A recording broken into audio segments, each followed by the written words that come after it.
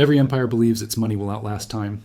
Every nation swears that its currency is more than paper, that it is the reflection of power, stability, and faith.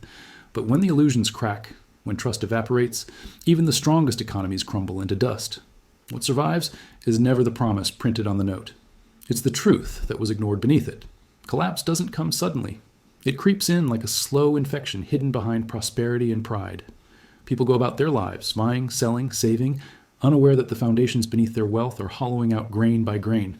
And then, one morning, the price of bread doubles. The next week, it doubles again. The currency that once measured everything now measures nothing. History has seen this story more times than anyone wants to admit. Rome saw it, France saw it, Germany saw it. Argentina still sees it. And now, in quiet ways, parts of the modern world are feeling its tremors again. In the last centuries of the Roman Empire, silver coins were the backbone of trade. They were heavy, stamped with imperial faces, symbols of power and permanence.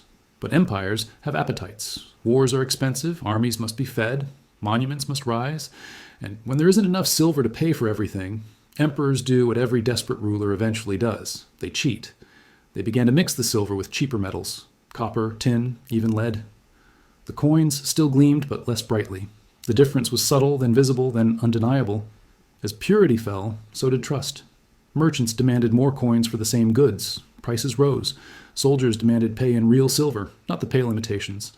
And in time, the Roman denarius, once the most respected currency in the known world, became worthless. Rome's fall wasn't just about barbarians or borders. It was about the collapse of confidence, the invisible glue that holds an economy together.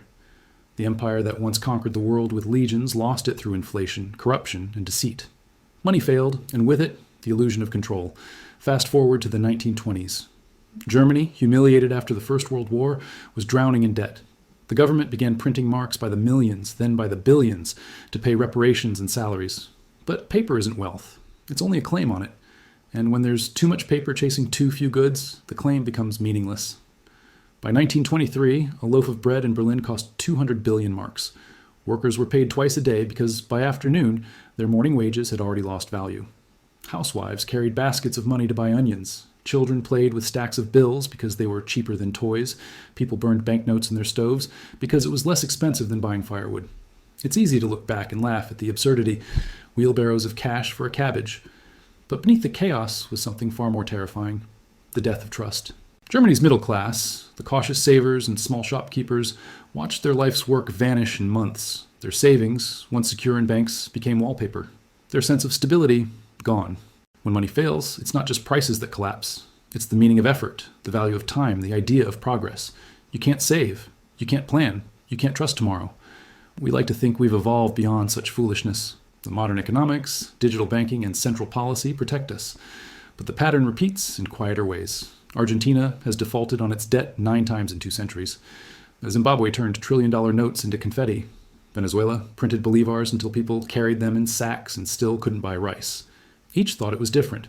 Each believed the world would keep trusting their paper. And each learned that confidence is not infinite. It breaks the moment people realize it's just paper after all. But even beyond the developing world, the illusion persists. We watch numbers on screens, bank balances, stock portfolios, credit scores, and forget their promises, not possessions. We've replaced tangible assets with abstract digits, each one backed by faith in systems we don't control. When banks fail, when currencies devalue, or when nations inflate their way out of debt, it's not an accident. It's a cycle as old as civilization itself. Money fails because human nature doesn't change. Greed, denial, and the temptation to print wealth instead of earning it are constants in every age. In the early 2000s, Argentina faced one of the most dramatic financial collapses of modern times. Banks froze withdrawals. The government limited access to personal savings. People who had worked their entire lives couldn't withdraw their own money. Not because they'd lost it, but because the system decided it was safer to keep it from them. Riots filled the streets. Supermarkets were looted. Middle-class families, once comfortable, scavenged for food. What had seemed unthinkable became normal in weeks. And when the banking doors finally opened, the pesos inside were worth half, sometimes a tenth, of what they'd been before. The lesson wasn't new. In every crisis, governments protect the system before they protect the citizen. The illusion of your money is safe lasts until the moment too many people try to touch it at once. It happened again in Lebanon between 2019 and 2021. Banks locked their doors. The Lebanese pound lost more than 90% of its value. Life savings evaporated overnight.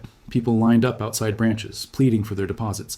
Some stormed inside, desperate to withdraw their own money, their own trust. When a financial system collapses, it doesn't explode like a bomb. It implodes like a lie exposed.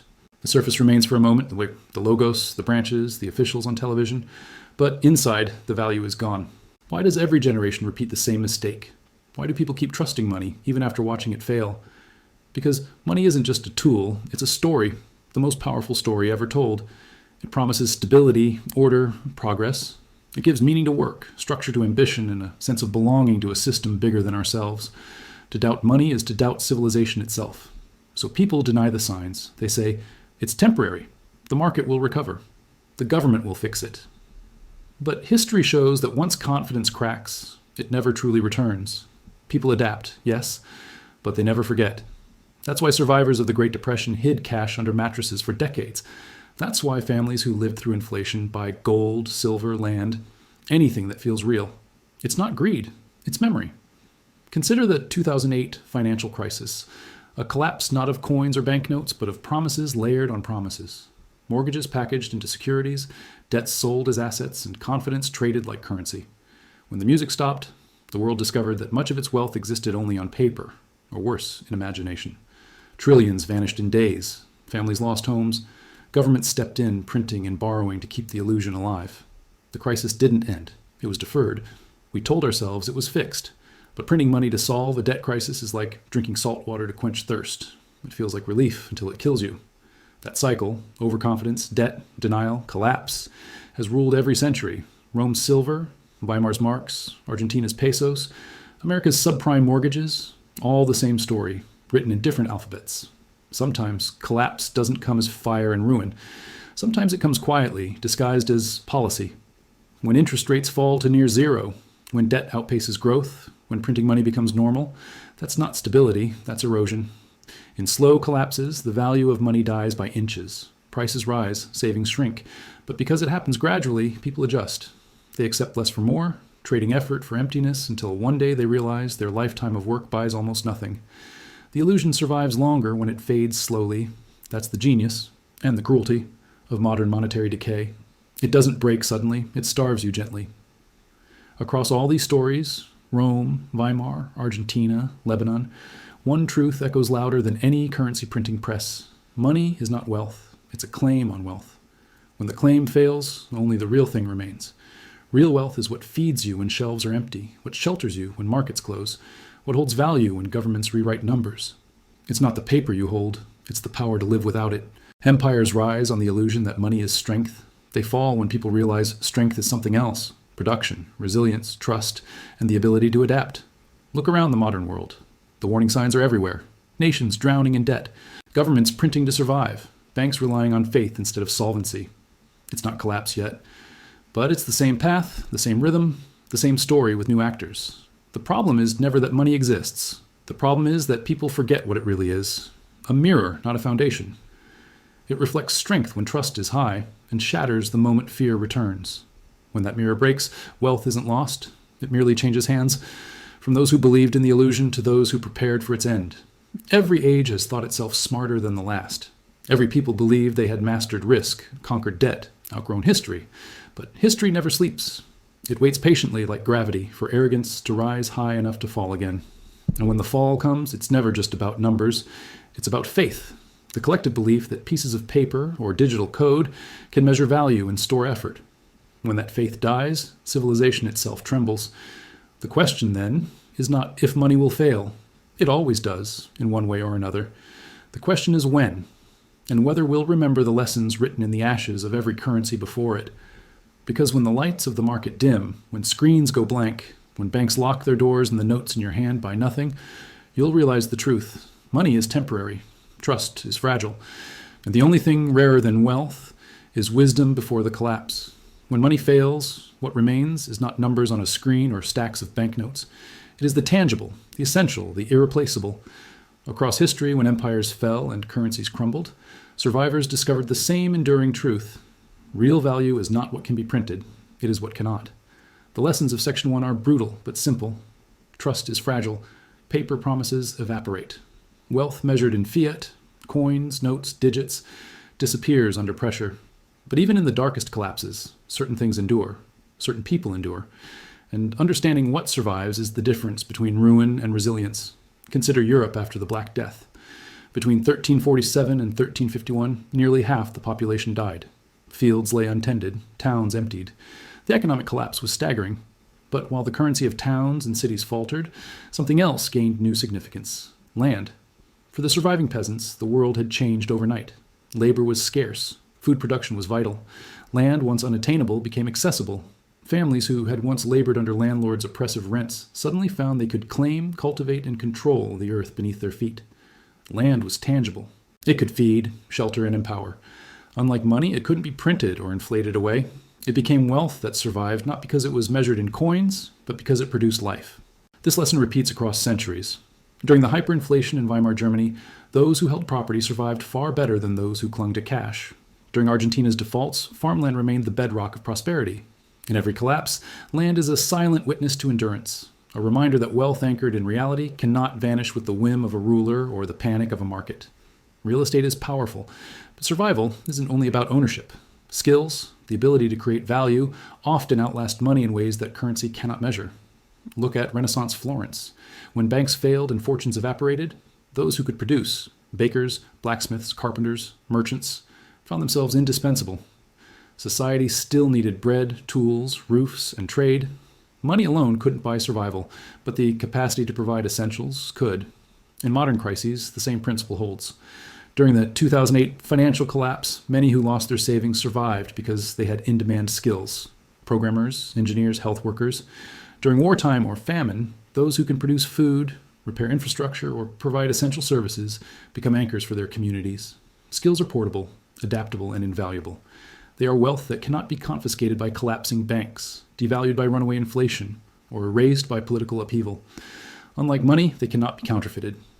And in moments when paper fails, they become a bridge between scarcity and survival. Survival is rarely solitary. Across all collapses, from the fall of Rome to the Lebanese financial implosion, the people who endure often do so because of networks and community. Family, trade networks, cooperative associations, and mutual aid systems become more important than banks or currency. During hyperinflation in post-Soviet states, people relied on barter systems. Communities swapped goods and services outside the failing formal economy. Trusted relationships, neighbors who could lend or trade essential goods, became the currency of survival. Even when money loses meaning, trust within a network endures. Unlike paper, it cannot be printed or manipulated. A strong web of relationships allows people to access food, shelter, information, and labor in ways that no bank or government can guarantee. This principle is timeless.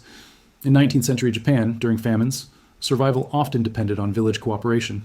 During the Great Depression, informal mutual aid networks kept families alive when formal institutions failed. Today, in countries experiencing severe inflation, barter and community networks still outperform digital accounts. One lesson every financial collapse teaches is that concentration of risk is deadly. People who trust a single institution, currency, or government often pay the highest price. Those who survive diversify, not just in investments, but in the very forms of value they hold. Gold, land, foreign currency, durable goods, and skills form a portfolio of resilience. During the 1997 Asian financial crisis, families who held foreign currency or overseas assets fared far better than those tied exclusively to local debt. During the 2008 global crisis, those with diversified assets, whether equities, real estate, or foreign holdings, could seize opportunities while others struggled. Diversification is more than financial advice. It is an evolutionary principle. When one system collapses, survival depends on having alternatives that are independent of the failing structure. Money can fail, governments can falter, institutions can crumble, but a mix of tangible assets, skills, and flexible resources survives because it is not dependent on a single source of trust. When paper fails, society still needs to eat. Food becomes not just sustenance but wealth itself.